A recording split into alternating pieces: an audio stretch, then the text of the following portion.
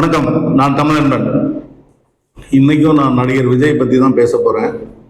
நடிகர் விஜய் கட்சி ஆரம்பித்ததிலிருந்து அவருடைய கட்சி மீதும் கொள்கை மீதும் அவருடைய நடவடிக்கைகள் மீதும் எனக்கு ஒரு பெரிய நம்பிக்கை இருந்ததே இல்லை. தொடர்ந்து அவர் சரியான பாதையில் போகலை அப்படிங்கிறத நான் திரும்ப திரும்ப சொல்லிட்டு இருக்கிறேன். அவருடைய ஒவ்வொரு நடவடிக்கைகளின் போதும் அதை பற்றி நான் பேசிகிட்டே தான் இருக்கேன். அவர் ஒரு திரைத்துறையில் ஒரு உச்ச நட்சத்திரமாக இருக்கிறாரு. திடீர்னு அவர் அரசியலுக்கு வராருன்றது நமக்கு தெரிஞ்சது. ஆனால் அவர் மனசளவில் அவர் பல ஆண்டுகளாக அதுக்கு விதை போட்டு செடியாக்கி மரமாக்கி வந்திருக்கலாம். ஆனால் நமக்கு தெரிகிறது அவருடைய நடவடிக்கைகள் தான். அவருடைய அரசியல் ரீதியாக அவர் செய்கிற நடவடிக்கைகள், அவர் பேசுகிற பேச்சுகள், அவருடைய கட்சியினர் நடத்துகிற நடவடிக்கைகள் மூலம் தான் நம்ம அதை உணர முடியும். அவர் மனசுக்குள்ளே என்ன இருக்கிறதுன்றது இதன் மூலம் தான் நம்ம தெரிஞ்சுக்க முடியும். அந்த அடிப்படையில் ஒவ்வொரு முறையும் அவங்க கட்சி தொடங்கினதுலேருந்து கொள்கை தலைவர்கள்ன்றது, அதுக்கப்புறம் கொள்கை எதிரி, அரசியல் எதிரின்னு பேசுறது, இது எல்லாமே ஒரு திரைப்பட வசனங்கள் போல தான் இருக்கிறதே ஒழிய ஒரு அரசியல்வாதிக்குரிய ஒரு பொறுப்போடவோ பொறுமையோடவோ இருக்கிறதா நான் நினைக்கவே இல்லை. இன்னொன்று, கொள்கை அப்படின்றது கிலோ என்ன விலைன்னு கேட்குற இடத்துல தான் விஜய் இருக்காரு அப்படிங்கிறது அவருடைய ஒவ்வொரு நடவடிக்கையும் வெளிப்படுத்துறதாவே இருந்துச்சு. இன்னைக்கு புஷி ஆனந்த் இப்படி பண்ணால் நல்லா இருக்கும்னு சொன்னார்னா அதை அன்னைக்கு செஞ்சிடறாரு. அது அவருக்கும் சரின்னு பட்டுச்சுன்னா இன்னொரு நாள் ஜான் ஆரோக்கியசாமி ஒன்று செஞ்சால் அதை செய்கிறாரு, இன்னொரு நாள் ஆதவர்ஜனா ஒன்று சொன்னால் அதை செய்கிறாரு அப்படிங்கிற மாதிரி தான் தோணுதே ஒழிய அவருடைய நடவடிக்கைகளில் ஒரு தொடர்ச்சியான ஒரு சங்கிலியே இல்லை. ஒவ்வொன்றும் துண்டு துண்டாக தான் இருக்குது. இன்னைக்கு என்ன, பொதுவாக அரசியல்ன்றது வெறுமனே இணையதள விளையாட்டு கிடையாது. அவங்களுக்கு இணையதளத்தில் நூற்றுக்கணக்கான ஆட்களை வேலைக்கு வச்சுக்கிட்டு அவங்களுக்கு தினசரி வேலை கொடுக்கணுன்றதுக்காகவே அவங்களுடைய ஆதரவு செய்திகளை தாண்டி அவங்களுக்கு பிடிக்காதவங்களை பற்றி எதிர்மறை செய்திகளை பரப்புறதுலேருந்து தொடர்ந்து அவங்க அந்த வேலையை செஞ்சுட்டே இருக்கிறாங்க. அதுதான் ஒட்டுமொத்த அரசியல்னு நினச்சிட்டாங்க போல இருக்கு. அதுதான் அவங்களுடைய ஒவ்வொரு இதுலையும் வெளிப்பட்டது. கடைசியாக அவர் தேர்தல் குறித்து மகளிர் நாள் விழாவில் கூட அவர் நாங்கள் ஆட்சிக்கு வந்தால் எதை செய்வோம் அதை செய்வோம்ன்ற அறிவிப்புகளை பற்றி கூட கடந்த முறை நான் பேசியிருந்தேன். அதுவுமே ஒரு ஒரு தமிழ்நாட்டில் திமுகவுக்கும் அதிமுகவுக்கும் மாற்றாக ஒரு புதிய சக்தியாக வரேன்னு சொல்கிற விஜய்ன்றவர் எவ்வளவு பலவீனமாக இருக்கார், அரசியல் ரீதியாக ஒன்றுமே இல்லாமல் இருக்காருன்றது அவருடைய அறிவிப்புகள்லேருந்து நம்ம புரிஞ்சுக்க முடியுது. இலவசங்களுக்கு எதிராக பேசின அவர் இலவசங்களைத்தான், அதுவும் ஏற்கனவே இருந்து கொண்டிருக்கிற இலவசங்களைத்தான் அவர் திரும்பவும் சொல்லியிருக்கிறார். நான் வந்தால் அதை செய்வேன் என்று. ஏற்கனவே அவை இங்கு செய்யப்பட்டு கொண்டிருக்கின்றன, இலவசமாக கொடுக்கப்பட்டு கொண்டிருக்கின்றன. அதன் பலனை மக்கள் அனுபவித்துக் கொண்டிருக்கிறார்கள் என்பது நாம் கண்கூடாக பார்த்து கொண்டிருக்கிற ஒரு விஷயம். அவ்வளவுக்கு அதைத்தான் அவர் ஏதோ புதிதாக கண்டுபிடித்தது போல் பேசினார். அண்மையில் கூட நடிகர் நாசர் அவர்கள் கட்சியின் கொள்கை என்பது வேறு, திட்டங்கள் என்பது செயல் திட்டங்கள் என்பது வேறு, சில செயல் திட்டங்களை அறிவித்துவிட்டு அதை கொள்கை என்று சொல்பவர்களை பற்றி நாம் என்ன சொல்வது என்று மறைமுகமாக விஜயை தாக்கி பேசியிருந்தார். அதுதான் உண்மையும் கூட. அதாவது ஒரு கொள்கை, ஒரு அரசியல் கட்சி, அதை நாம் ஏற்கனவே பேசியது போல், எதற்கு ஒரு நாட்டின் நிர்வாகத்திற்கு அரசியல் கட்சி தேவை? அதிகாரிகளே செய்துவிட முடியாதா? படித்து பட்டம் பெற்று IAS IPS பயிற்சி பெற்றவர்களே நாட்டை நிர்வகித்து விட முடியாதா? எதற்கு அரசியல் கட்சி? முதலமைச்சர், துணை முதலமைச்சர், அமைச்சர்கள், சட்டமன்ற உறுப்பினர்கள் எல்லாம் எதற்கு என்பது ஒரு கொள்கையின் அடிப்படையில். அந்த கொள்கை என்பது மக்கள் நலனின் அடிப்படையில், மக்களுக்காக மக்களால் தேர்ந்தெடுக்கப்பட்டவர்கள் ஆள வேண்டும் என்கிற கருத்தின் அடிப்படையில் அரசியல் கட்சிகள் உருவாகின்றன. அந்த ஒவ்வொரு கட்சியும் ஒவ்வொரு கொள்கையை வைத்துக்கொண்டு செயல்பட்டு கொண்டிருக்கின்றன. எல்லா கட்சியுமே, அதாவது கட்சிகள் பலவாக இருந்தாலும் எந்த கட்சியும் நான் மக்கள் விரோதி, மக்களை எல்லாம் ஒழித்து கட்டுவதற்காக கட்சி ஆரம்பித்தேன் என்று சொல்லிவிட மாட்டார்கள். எல்லோருமே மக்களுக்கு நன்மை செய்வேன் என்று சொல்வதற்காகத்தான் கட்சி ஆரம்பிக்கிறார்கள். அது அப்படித்தான் சொல்வார்கள். ஆனால் உண்மையில் அவர்களுடைய கொள்கை என்ன, அதனுடைய அடிப்படை என்ன என்பதுதான் அவர்கள் சொல்வது உண்மையா பொய்யா என்பதை நாம் அறிந்து கொள்வதற்கு எடுத்துக்காட்டாக இருக்க முடியும். ஒரு உதாரணத்திற்கு சொல்ல வேண்டுமென்றால், பாரதிய ஜனதா கட்சி இன்று இருக்கிறது. பாரதிய ஜனதா கட்சியின் கொள்கை என்னவென்றால் இந்து தர்மத்தை பாதுகாப்பது, இந்து தர்மத்தை கட்டி காப்பது, இந்து மதத்தை காப்பது என்பது அதனுடைய கொள்கை. இந்து மதத்தை காப்பது என்று வரும்போதே, இந்து தர்மத்தை காப்பது என்று வரும்போதே அது பல ஏற்றத்தாழ்வுகளை கொண்டது. மனிதர்களை பிறப்பின் அடிப்படையில் நீ மேலே நான் கீழே என்று பிரித்து வைக்கக்கூடியது. அது சரி கிடையாது என்பது எதிர்கருத்து. ஆனால் மேலே கீழே என்றுதான் இருக்க வேண்டும். ஒருவர் பிறப்பால் பார்ப்பனர் என்றால் அவர் உச்சத்தில் இருக்க வேண்டும், இடைநிலை சாதி நடுவில் இருக்க வேண்டும், அடிநிலை சாதியில் அதாவது தாழ்த்தப்பட்டவர்கள் காலுக்கும் கீழே என்று எல்லாம் அவர்கள் வர்ணமாக பிரித்து வைத்திருக்கிறார்கள். 5 வர்ணங்களாக 4 வர்ணங்களாக பிரித்து வைத்திருக்கிறார். அப்படி பிரித்து மக்களை இந்த பிரிவினையின் அடிப்படையில் இருந்தால்தான் நாடு நன்றாக இருக்கும் என்ற ஒரு கொள்கையை அவர்கள் வைத்திருக்கிறார்கள். அந்த கொள்கையை அவர்கள் வெளிப்படையாக பேசாமல், வெளிப்படையாக என்றால் எல்லா நேரங்களிலும் அவற்றை முழுமையாக வெளியே சொல்லிவிட மாட்டார்கள். நீ ஒரு ஊரில் போய் நீ கீழே தான் இருக்க வேண்டும், அவன் உனக்கு மேலே இருப்பான் என்று சொன்னால் கீழே இருக்க வேண்டும் என்று சொல்கிறவன் செருப்பு கழட்டி அடிப்பான். அதனால் அவர்கள் வெவ்வேறு விஷயங்களை பேசி ஏமாற்றி ஆனால் அந்த கொள்கையை நடைமுறைப்படுத்த துடித்துக் கொண்டிருக்கிறார்கள். திராவிட முன்னேற்ற கழகம் திராவிடர் கழகமாக இருந்தது, திராவிட முன்னேற்ற கழகமாக மாறி அனைத்து இந்திய அண்ணா திராவிட முன்னேற்ற கழகம், மறுமலர்ச்சி திராவிட முன்னேற்ற கழகம் என்று திராவிட மாடல் என்று சொல்லப்படுவது. இதற்கு எதிராக மனிதர்கள் அனைவரும் சமத்துவமும் சமூக நீதியும் எங்களுடைய கொள்கைகள் என்று அவர்கள் அறிவித்து செயல்பட்டு கொண்டிருக்கிறார்கள். அதாவது அனைவரும் சமமாக பாவிக்கப்பட வேண்டும் என்பது அவருடைய கொள்கை. இதற்காகத்தான் அந்த கட்சி தொடங்கப்பட்டது, நடந்து கொண்டிருக்கிறது. இன்றைக்கு விஜய் கட்சி ஆரம்பித்தார். அவருக்கு அப்படி என்ன இருக்கிறது என்றால், ஏற்கனவே இருந்ததில் அதில் கொஞ்சம் இதில் கொஞ்சம் ஒரு திரைப்படத்தை உருவாக்கும் போது அந்த படத்தில் சில காட்சி, இந்த படத்தில் சில காட்சி, இன்னொரு படத்தில் சில வசனங்கள் என்று எடுத்து உருவாக்குவார்கள். அது போலவே அவர் இந்த கட்சியில் இருந்து கொஞ்சம் அந்த கட்சியிலிருந்து கொஞ்சம் எடுத்து ஒரு கலவை சாதம் போல் தன்னுடைய கட்சியின் கொள்கை என்று அறிவித்தார். ஆனால் அந்த கொள்கையை பற்றி அவரிடம் தனியாக பேசினால் அவர் அதை பற்றி விளக்கமாக சொல்வாரா என்றால் சொல்ல முடியாது என்பதுதான் யதார்த்தம். சொன்னது இல்லை. சொல்ல முடியும் என்றால் அவர் சொல்லட்டும், அதன் பிறகு அதை நாம் ஏற்றுக்கொள்ளலாம். இப்பொழுது எதற்கு இவ்வளவு பேசுகிறீங்களோ, இந்த விஜயின் பயணத்திலே இப்பொழுது அவர் ஒரு பெரிய நெருக்கடியை அவருடைய இல்வாழ்க்கையில் சந்தித்திருக்கிறார். திடீரென அவருடைய மனைவியை சங்கீதா அவர்கள் நீதிமன்றத்திற்கு சென்றிருக்கிறார். அவரிடமிருந்து விவாகரத்து கேட்டு சென்றிருக்கிறார். அந்த விவாகரத்து கேட்டு சென்றவுடன் அதை பற்றி நான் பேசவே கூடாது என்று நினைத்தேன். ஏனெனில் இது ஒரு அவருடைய ஒரு தனிப்பட்ட குடும்ப சிக்கல். குடும்பம் என்று இருக்கிற எல்லோருக்குமே குடும்ப சிக்கல் இருக்கும். அது தனி மனிதர்களாக இருந்தாலும் சரி, தலைவர்களாக இருந்தாலும் சரி, எல்லாருக்கும் குடும்ப சிக்கல் ஒன்று இருக்கும். அது அவருடைய தனிப்பட்ட விஷயம். அது நாட்டை பாதிக்காத வரை நாம் அதை பற்றி பேசக்கூடாது. இன்னும் குறிப்பாக திரைப்பிரபலங்களுடைய குடும்ப சிக்கல் எல்லாம் அக்குவேராக ஆணிவேராக அலசப்படும் போது அவர்கள் ரொம்பவும் கண்ணீர் விட்டு கதறி எங்களை விட்டுவிடுங்கள் என்று கெஞ்சுவதை நான் அவர்கள் அறிக்கை வாயிலாக நேரடியாகவும் நான் பலரிடம் அதை கேட்டிருக்கிறேன். ஏன் இப்படி வதைக்கிறீர்கள், எங்களுக்கு மனசு இல்லையா என்று நேரடியாக என்னிடமே பேசிய பலர் உண்டு. அப்படி அதனால் விஜயினுடைய சிக்கல் வந்தபோது இது குறித்து பேசவே கூடாது என்றுதான் நினைத்தேன். ஆனால் விஜய் இன்றைக்கு ஒரு நடிகராக மட்டுமல்லாமல் ஒரு அரசியல் கட்சி தலைவராகவும் அந்த கட்சி அவருடைய பின்னால் அவருடைய ரசிகர்கள் என்று ஒரு பெரிய கூட்டம் இருக்கிறது. அந்த கூட்டம் அப்படியே அவருக்கு தொண்டர்களாக மாறி இருக்கிறது. அவர்களுக்கு வாக்கு செலுத்தப் போகிறார்கள் என்றெல்லாம் சொல்கிறார்கள். அது எல்லாம் எவ்வளவு தூரம் உண்மை என்பது தேர்தலுக்கு பிறகு தெரியும். எப்படி இருப்பினும் அவர் பற்றி ஒரு செய்தி வந்தால் இன்று அனைத்து மக்களுக்கும், அதாவது அவரை ஆதரிக்கிறவர்களாக இருக்கலாம், எதிர்க்கிறவர்களாக இருக்கலாம், அவரை பற்றி கண்டுகொள்ளாதவர்களாக இருக்கலாம், எப்படி இருந்தாலும் எல்லோருக்கும் போய் சேரக்கூடிய செய்தியாக இருக்கிறது. இன்றைக்கு அவருடைய விவாகரத்து சிக்கலும் அப்படித்தான். ஒரு முன்பெல்லாம் தேநீர் கடையில் டீ கடை பெஞ்சுன்னு சொல்லுவோம் மாதிரி தேநீர் கடையிலே செய்தித்தாள் படித்து கொண்டு பேசி கொண்டிருப்பவர்கள் எல்லாம் அதை பற்றி பேசுவார்கள். இப்பொழுது வாட்ஸ்அப் சாட்டில் இதுதான் நிறையாக ஓடிக்கொண்டிருக்கிறது. நிறைய பேர் இந்த விஷயத்தை நாம் பேசவே கூடாது என்று நினைத்தேன்.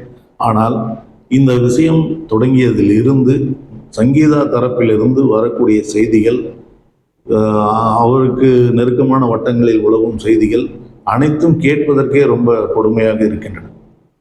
ஒரு குடும்ப சிக்கலுக்குள் நாம் நுழையக்கூடாது என்றாலும் கூட இன்றைக்கு அவர் ஒரு அரசியல் கட்சியின் தலைவராகவும் இருப்பதால், அரசியல் கட்சியின் தலைவராக இருக்கின்ற நேரத்தில் அவருடைய மனைவி நீதிமன்றம் சென்றிருப்பதால் இது அரசியல் சதி, எதிர்கட்சிகளின் சதி, விஜயினுடைய மதிப்பை குறைப்பதற்காக அரசியல் கட்சிகள் செய்கிற சதி என்றுதான் அதையும் விமர்சித்தார்கள். விஜய் கட்சியினர் விமர்சனம் அது நாம் சொல்வது போல குடும்ப சிக்கல், அதில் யாரும் தலையிட வேண்டாம், அதை அவர் பார்த்துக் கொள்வார்கள் என்று சொல்லியிருந்தால் கூட ஒரு நியாயம் இருக்கிறது. ஆனால் இதையும் அரசியல் சதி என்றால் அவருடைய பயணத்தில் 41 உயிர்கள் பதைபதைத்து துடிதுடித்து இறந்த போது கூட அவர் அதையும் அரசியல் சதி என்றுதான் சொன்னார். நம்மால் தானே இந்த அநியாய சாவுகள் நடந்தன என்ற குற்ற உணர்ச்சி சிறிதும் இல்லாமல் அதையும் அரசியல் சதி என்று சொன்னவர். மனைவியும் அப்படி சொன்னார். சரி, அது அவருடைய குடும்ப பிரச்சனை, அவருக்கு என்னவோ என்று. ஆனால் வருகிற செய்திகள் அப்படி என்ன செய்திகள் என்று சொல்கிறீர்கள் என்று கேட்டால், திரு விஜய் அவர்கள் சங்கீதாவை திருமணம் செய்து குழந்தைகள் எல்லாம் பிறந்த பிறகும் கூட நடிகை திரிஷா உடன் ஏற்கனவே அவங்க வந்து ஒரு நடிகை என்று சொல்கிறார். அந்த நடிகை திரிஷா என்பதை அதற்கு முன்பாகவே தமிழ்நாடு பாஜக தலைவர் நயினார் நாகேந்திரன் ஒரு பேட்டியின் மூலம் வெளிப்படுத்தினார். அவரை அதற்காக வருத்தம் தெரிவிக்கவெல்லாம் வைத்தார்கள். நடிகை திரிஷாவும் அதற்கு எதிராக நிறைய கண்டன குரல்களை எழுப்பினார்.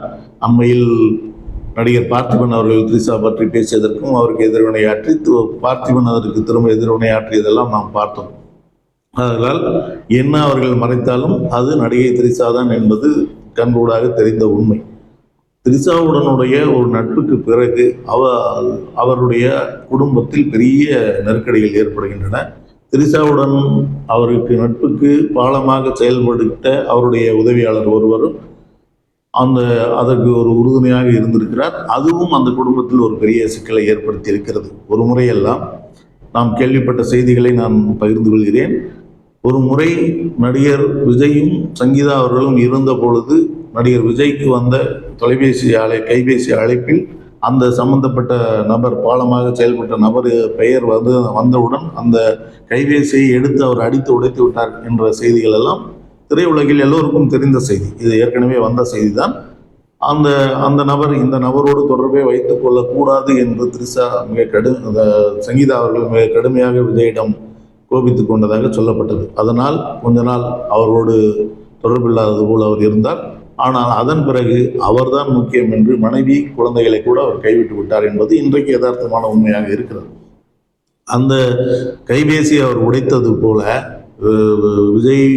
விஜயனுடைய கைபேசிக்கு வந்த அந்த நபரின் பெயரை பார்த்தவுடன் ஆத்திரப்பட்டு கைபேசியை உடைத்தது போல அவர் இந்த நடிகை குறித்தும் பல செய்திகளை சொன்னபோது நடிகர் விஜய் நாம் சற்றும் எதிர்பாராத விதமாக அவர் ஒரு பெரிய கதாநாயகனாக, அவரை ஒரு ஆபத்து வாழ்ந்தவனாக, அவர் ஒரு பெண்களை மதிப்பவராக, அப்படித்தான் நாம் திரைப்படங்களில் அவரை பார்த்திருக்கிறோம். அவர் மிக கடுமையாக சங்கீதா அவர்களிடம் நடந்து கொண்டிருக்கிறார்.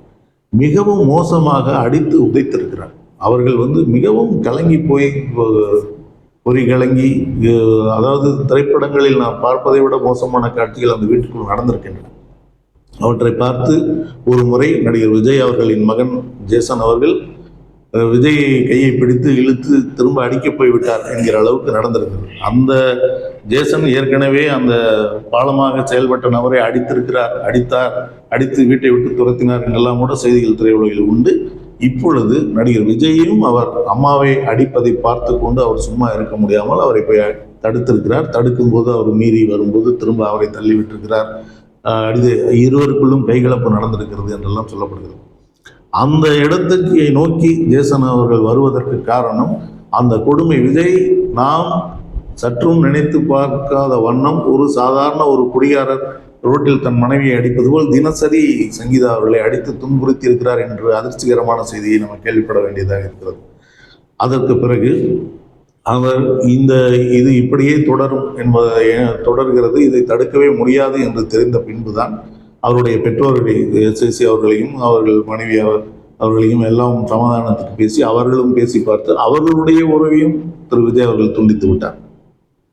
அதனால் வேறு வழியே இல்லாமல் இனிமேல் இவரோடு நாம் இருக்க முடியாது, விவாகரத்து பெற்றுக்கொண்டு நாம் விலகி சென்று விடலாம், அவர் பாட்டுக்கு அவர் வாழ்க்கை வாழ்ந்து விட்டு போகட்டும் என்கிற எண்ணத்துக்கு சங்கீதா அவர்கள் வந்த பிறகும் விஜய் அவர்களுக்கு விவாகரத்து விவாகரத்து கேட்டால் அதற்கு பெருந்தொகையை ஜீவனாம்சம் என்று சொல்கிறார்கள் அல்லவா, ஜீவனாம்சமாக பெருந்தொகையை தர வேண்டி இருக்கும் என்பதால் விவாகரத்தை கேட்கிற இடத்தை நோக்கி சங்கீதாவை தள்ள வேண்டும் என்பதற்காகவே ஒவ்வொரு நாளும் ஒவ்வொரு செயல்களை அரங்கேற்றி கொண்டே இருந்தார். அதாவது தினசரி அந்த நடிகையுடன் வீட்டுக்கு சென்று மது அருந்துவது உட்பட பல்வேறு செயல்களை அவர் அரங்கேற்றி கொண்டே இருந்தார் என்று சொல்லப்படுகிறது. அதற்கு பிறகும் சங்கீதா அவர்கள் மிக பொறுமையாக தன்னுடைய கணவர் ஒரு பொது வாழ்க்கையிலும் இருப்பதால் அவரிடமிருந்து விலகி செல்வதுதான் நமக்கு முக்கியம். அவரை பாதிக்க செய்வதோ அவருக்கு ஒரு பாதிப்பை பொதுமக்களிடம் கொண்டு வருவதோ என்னுடைய வேலை இல்லை என்றுதான் தமிழ்நாடு மகளிர் ஆணையத்தை அணுகி அங்கிருந்து அதன் மூலம் அவர் திரு விஜய் அவர்களிடம் ஒரு வெளியே செய்தி பத்திரிகைகளுக்கோ ஊடகத்தினருக்கோ மக்களுக்கோ தெரியாமலேயே அங்கு பேசி முடித்து ஒப்பந்தம் போட்டுக்கொள்ளலாம் என்று எண்ணி அங்கேயும் அணுகியிருக்கிறார். அந்த இடத்திலும் விஜய் அவர்கள் அதை முற்றாக நிராகரித்து, நான் என்னால் அங்கெல்லாம் வர முடியாது, அவர்களிடம் என்னால் பேச முடியாது என்று மகளிர் ஆணையத்தைச் சேர்ந்தவர்களிடமே உங்களால் என்ன செய்ய முடியுமோ செய்து கொள்ளுங்கள் என்று சொல்லிவிட்டதாக ஒரு செய்தி உலவிக் கொண்டிருக்கிறது. அதற்கு பிறகு அவர் ஒரே நீலாங்கரை வீட்டிலே தான் இருவரும் இருக்கிறார்கள். இந்த வேலைகள் நடந்து கொண்டிருக்கிறார். அதாவது அவருடைய விவாகரத்து தொடர்பான முயற்சிகளில் சங்கீதா அவர்கள் இறங்கி இருக்க, இதற்கு இடையிலே தான் ஜேசன் அவர்கள் ஒரு திரைப்படத்தை இயக்க ஆரம்பிக்கிறார். நீங்கள் நன்றாக கவனித்து பாருங்கள். விஜயனுடைய மகன் ஜேசன் ஒரு திரைப்படத்தை இயக்குகிற செய்தி வந்தபோதும், அதனுடைய படம் குறித்து செய்தி வந்தபோதும் விஜய் தரப்பில் இருந்து ஒரு வாழ்த்து செய்தியோ ஒரு ஆதரவு செய்தியோ இதுவரை வரவே இல்லை. நியாயமாக இருந்திருந்தால் அவர்தான் உச்சி முகர்ந்து மகனை அறிமுகப்படுத்தி இருக்க வேண்டும். ஆனால் அவர் வேட்டைக்காரன் படத்தில் தன்னோடு ஒரு பாடலுக்கு நடனமாட வைத்தவர் இன்று மகன் வளர்ந்து அவன் சிந்திக்கிற இடத்திற்கு அதுவும் இயக்குனர் என்பது ஒரு திரைப்படத்து துறையில் எவ்வளவு பெரிய பொறுப்பு என்பது விஜய்க்கு நன்றாக தெரியும். அந்த இடத்தை நோக்கி அவன் நகர்ந்திருக்கிறான் என்பதை தம் மக்கள் பெருமை அடைகிறார்கள் என்பது பெருமைக்குரிய ஒரு விஷயம். விஜய் இன்னும் கூடுதலாக மகிழ்ச்சி அடைந்திருக்க வேண்டும். ஆனால் அவர் அதை விட்டு அவர் படம் ஆரம்பிப்பதற்கு இடையூறு செய்தார் என்று கூட சொல்லப்படுகிறது. ஆனால் இடையூறு செய்தாரா இல்லையா என்றது நமக்கு தெரியாது. வாழ்த்து சொல்லவே இல்லை, ஆதரிக்கவே இல்லை. அந்த இடமெல்லாம் வந்த பிறகு, இந்த விவாகரத்து செய்தியும் வந்த பிறகு, அந்த வீட்டுக்குள், அந்த ஒரே வீட்டுக்குள் தான் இருவரும் இருக்கிறார்கள், ஒருவருக்கு ஒருவர் பேசிக்கொள்வதில்லை என்று இருந்த இடத்தில் அந்த வீட்டினுடைய மொத்த கட்டுப்பாட்டையும் தனக்குள் எடுத்துக்கொண்டிருக்கிறார் நடிகர் விஜய். சங்கீதா அவர்களும் அந்த பெண் குழந்தையும் அவருடைய மகளும் அந்த வீட்டில் இருக்கும் பொழுதே அந்த வீட்டின் மின் இணைப்பை துண்டித்திருக்கிறார். அங்கு பணிபுரியும் பணியாளர்களிடம் அவர்களுக்கு உணவு கூட கொடுக்கக்கூடாது, அவர்களிடம் அவர்கள் சொல்கிற வேலையை யாரும் கேட்கக்கூடாது என்று சொல்லிவிட்டிருக்கிறார். அதோடு அதற்கு முன்பு வரை அவர்கள் அந்த இரண்டு தலங்களிலும் எல்லா இடங்களிலும் அவர்கள் இயல்பாக சென்று வருகிற போது இருந்தது அந்த அறையினுடைய சாவிகள், அந்த தளத்தினுடைய சாவி கட்டுப்பாடு எல்லாவற்றையும் மாற்றி எல்லாவற்றையும் தனக்குள் வைத்துக் கொண்டார். அவர்கள் ஒரு அறைக்குள் அடைந்து கிடந்தார்கள் என்கிற அதிர்ச்சி செய்தியும் நமக்கு கிடைக்கிறது. அவர்கள் அறைக்குள் அடைந்து கிடந்து அவர்கள் ஒரு காவல்துறைக்கோ அல்லது யாராவது ஒரு பொது மனிதருக்கோ பேசியிருந்தால் அது ஒரு பெரிய செய்தி ஆகி இருக்கும். ஆனால் அவர் மகனுக்கு தொலைபேசி செய்து சொல்லி ஜேசன் அந்த வீட்டுக்கு போய் பெரிய தகராறு செய்து அதற்கு பிறகு அவர்களை வெளியே அழைத்து வந்திருக்கிறார். அதன் பிறகு ஒரு போராட்டத்துக்கு பிறகு திரும்ப அவர்கள் அந்த வீட்டுக்குள் சென்றார்கள் என்றெல்லாம் சொல்லப்படுகிறது. அந்த வீட்டுக்குள் சென்று அவர்களை அடைத்து வைத்து அவர்கள் ஒரு அறையில் இருந்து எங்கும் வெளியில் செல்ல முடியாதபடி எல்லாம் செய்து கொண்டிருக்கிற அதே நேரத்தில் அந்த வீட்டுக்குள் போவதற்கான உரிமை எனக்கு வேண்டும் என்று சங்கீதா அவர்கள் மனு செய்ததை அதை வெளியிட்டதும் விஜயனுடைய ஒரு இணையதள செயல்பாட்டாளர்கள் தான். அதுவும் குறிப்பாக ஜான் ஆரோக்கியசாமி என்றுதான் சொல்லப்படுகிறது. அதாவது அந்த வீட்டுக்கு வெளியே அவர் இருக்கிறார் என்பது போல் ஒரு தோற்றம் இருக்கிற நேரத்தில் அவர் அந்த வீட்டுக்குள் சித்திரவதை அனுபவித்துக் கொண்டிருந்தார் என்று செய்திகள் வருகின்றன. இதுதான் மிகவும் அதிர்ச்சியாக இருக்கிறது. எப்படி ஒரு கட்சியின் தலைவராக, ஒரு நடிகராக இருந்தவரை சரி, ஒரு கட்சியின் தலைவராக மாறி நாளைக்கு மக்கள் வாக்கு செலுத்தினார் ஒரு நாட்டின் தலைவராக கூட மாறக்கூடிய இடத்தில் இருக்கிற ஒருவர் தனிநபர் வாழ்க்கையில் எவ்வளவு மட்டமாக எவ்வளவு கீழ்த்தரமாக நடந்து கொண்டிருக்கிறார் என்று நினைக்கும் போது பேரதிர்ச்சியாக இருக்கிறது. இப்படிப்பட்டவருக்கு ஒரு வெகுஜன மத்தியில் ஒரு நல்லவர் என்கிற பிம்பம் இருக்கிறது. நம்ம திரைப்பட பிம்பம். அதாவது கரூரில் 41 பேர் இறந்த நிகழ்வுக்கு முன்பு வரை ஒரு நடிகராக, ஒரு மனிதராக விஜய் மீது எனக்கும் ஒரு மதிப்பு இருந்தது. அதற்கு அந்த 41 பேர் மரணத்துக்கு அவர் செய்த எதிர்வினையை பார்த்துதான் அவரை பார்த்தாலே அருவருப்பாகிற இடத்துக்கு நான்லாம் வந்தேன். அதற்கு முன்பாக விஜயனுடைய திரைப்படங்கள், விஜயுடன் நான் பலமுறை உரையாடி இருக்கிறேன்.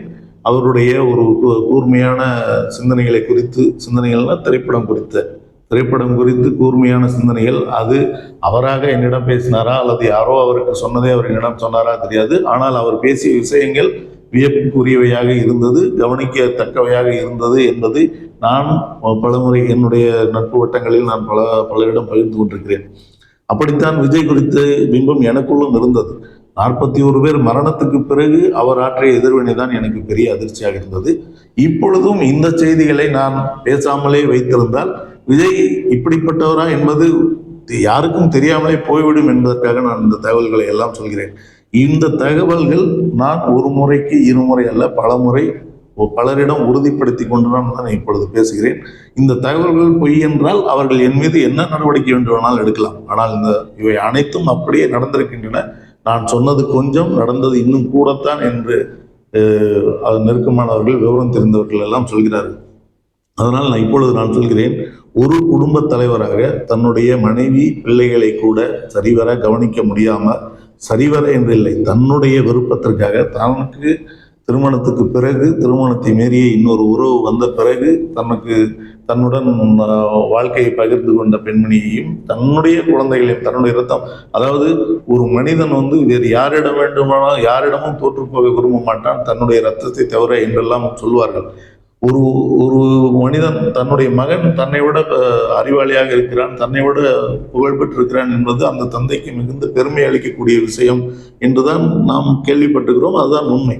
ஆனால் இங்கு அதற்கும் நேர்மாறாக அடிப்படை மனித தன்மையை இல்லாமல் அவர்களை வெறுத்திருக்கிறார், அவர்களுக்கு இடையூறுகள் செய்து கொண்டிருக்கிறார். இடையூறுகள் என்பது கூட சாதாரண வார்த்தை, மிகுந்த சித்திரவதைகளை செய்து கொண்டு வந்திருக்கிறார். இப்படி தொடர்ந்து இன்னமும் விவாகரத்து வழக்கு இருக்கிறது. விவாகரத்து வழக்கு வந்தால் இவர் எப்படி நடந்து கொள்ளப் போகிறார் என்பது நான் சொல்ல வேண்டியதே இல்லை. அவர் அதற்கு விவாகரத்து என்று வாங்கி கொண்டு அவர்கள் வெறும் கையோடு போக வேண்டும். அவர்களுக்காக என்னுடைய பணத்தை ஒரு பைசா கூட கொடுக்க மாட்டேன் என்பதுதான் அவருடைய எண்ணம். அதை நோக்கி அவர்களை தள்ளுவதற்காக ஒவ்வொரு செயலாக அவர் செய்ய போகிறார் என்பதுதான் அடுத்தடுத்து நடக்கப் போகிறது. எல்லோரும் பார்க்க போகிறோம். அப்படித்தான் அந்த இல்வாழ்க்கையில் நடந்து. நேற்று முன்தினம் கூட அவர் சிபிஐ விசாரணைக்கு இங்கிருந்து டெல்லிக்கு செல்லும்போது விமான நிலையத்தில் அவருடைய கூட சென்றவருடைய பையில் மது புட்டி இருந்தது, அதை அகற்றினார்கள் என்று ஒரு செய்தி இருக்கிறது. டெல்லியில் மது புட்டிகளே கிடையாதா? போனால் வாங்கி கொள்ள முடியாதா? ஏன் இங்கிருந்து எடுத்து செல்ல வேண்டும்? அப்படி என்ன அதில் சிறப்பு என்று அவர்கள் தொடர்புடையவர்களும் கேட்டபோது, 2 மணி நேரம் விமானத்தில் செல்லும் போது என்ன செய்வது, அப்பொழுது குடித்து கொண்டே போவதற்காக எடுத்து சென்றார் என்று சொல்கிறார்கள்.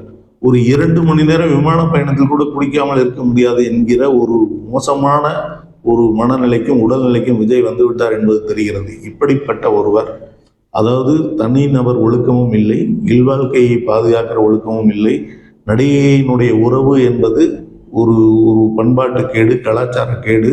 அது ஒரு தனிநபர் ஒரு சாதாரண ஆட்கள் செய்தால் நாம் அதனுடைய உண்மை தெரியாமல் எதுவும் பேச முடியாது. ஆனால் ஒரு கட்சியின் தலைவராக அவர் செய்யும் போது இதை நாம் நிச்சயம் வெளிப்படுத்தி ஆக வேண்டும். அது அவருக்கு உறுத்துகிறதோ இல்லையோ, அவரை நம்பி வருகிறவர்களாவது இதுபோல் செய்துவிடக்கூடாது என்பதற்காக நாம் பதறிப்போய் இதை பேச வேண்டியிருக்கிறது. அதனால் இப்போ இது நான் இவ்வளவும் சொல்லுவதற்கு என்ன காரணம் என்றால், நடிகர் விஜய் அவர்கள் நடிகராகவே இருந்திருக்கலாம். அவர் அரசியல் கட்சி ஆரம்பித்தது தவறு. அரசியல் கட்சி ஆரம்பித்த பிறகு அரசியல் தலைவராக தன்னை தகவமைத்து கொள்ளாமல் மிக மோசமான ஒரு மனிதராகவே, மிக மோசமான ஒரு சாதாரண வாழ்க்கையில் இருக்கிற வெறுப்பு, கோபம், விரோதம், ஏட்டிக்கு போட்டி மனப்பான்மையுடனே அவர் செயல்படுவது என்பது மிகவும் அஞ்சத்தக்க ஒரு நிகழ்வு. ஏட்டிக்கு போட்டி மனப்பான்மையுடன் என்பதுதான் ஞாபகம் வருகிறது. அண்மையில் ஒரு திருமணத்திற்கு நடிகை திரிஷா அவர்களுடன் ஒரே மகிழுந்தில் அவர் சென்று இறங்கி, திரிஷா பின்னால் அவர் ஒரு குடும்பத்தை எடுத்துக்கொண்டு சென்ற அந்த காட்சிகள் எல்லாம் அந்த மனைவிக்கும் அந்த குழந்தைகளுக்கும் எவ்வளவு ஒரு வழியை ஏற்படுத்தி இருக்கும் என்பது நமக்கு நன்றாக தெரிந்த உண்மை. இவ்வளவு மோசமாக, அதாவது என் மீது விவாகரத்து வழக்கு தொடுத்து விட்டாயா, நான் உனக்கு என்ன செய்கிறேன் பார் என்கிற ஒரு கொடூர மனப்பான்மையின் வெளிப்பாடு தான் அது. அவருடைய சுற்றுப்பயணத்தின் போது அவருடைய வண்டிக்குள் அமர்ந்து கொண்டு விளக்கை அணைத்து அணைத்து போட்டு, அதாவது என்னை பார்க்கத்தானே வருகிறீர்கள், என்னை பார்க்காமல் தவியுங்கள், என்னை பார்க்காமல் நீங்கள் எப்படி தவிக்கிறீர்கள் என்பதை நான் பார்த்து ரசிக்கிறேன் என்கிற கொடூர மனப்பான்மையாக விளக்கை அணைத்து அணைத்து போட்டாரே, அதை விட கொடூரமான செயல்தான் அவர் நடிகை திரிசாவை அழைத்து கொண்டு அந்த திருமணத்துக்கு வந்தது. இப்படி அவர் தொடர்ந்து அவர் செய்கிற, நான் திரும்ப திரும்ப சொன்னது, அவர் அரசியல் கட்சி ஆரம்பித்ததிலிருந்தே அவருக்கு கொள்கை கிடையாது, லட்சியம் கிடையாது. அவர் ஏதோ ஒரு பின்புலத்தில் யாரோ ஒருவருடைய கைப்பாகையாக அவர் செயல்பட்டு கொண்டிருக்கிறார். அவருக்கு அரசியல் தெரியாது என்று சொல்கிறேன். அரசியல் மட்டுமில்லை, அவர் ஒரு தனி மனித ஒழுக்கமும் இல்லை. ஒரு மனிதராக கூட அவரை ஏற்றுக்கொள்ள முடியாது என்பதுதான் அவர் தன்னுடைய மனைவி குடும்ப வாழ்க்கையிலும் தனிப்பட்ட வாழ்க்கையிலும் தொடர்ந்து நிரூபித்துக் கொண்டே இருக்கிறார். இதையெல்லாம் மக்கள் உணர்ந்து கொண்டு அவரை முற்றாக புறக்கணிக்க வேண்டும் என்பதுதான் என்னுடைய வேண்டுகோள். அதற்காகத்தான் அவரை தனிப்பட்ட விரோதி கிடையாது, அவருடைய செயல்தான் என்னை இப்படி பேச வைக்கிறது. இதை உங்களிடம் வெளிப்படுத்த வேண்டும் என்பதற்காகத்தான் இந்த காணொளி. நன்றி, வணக்கம்.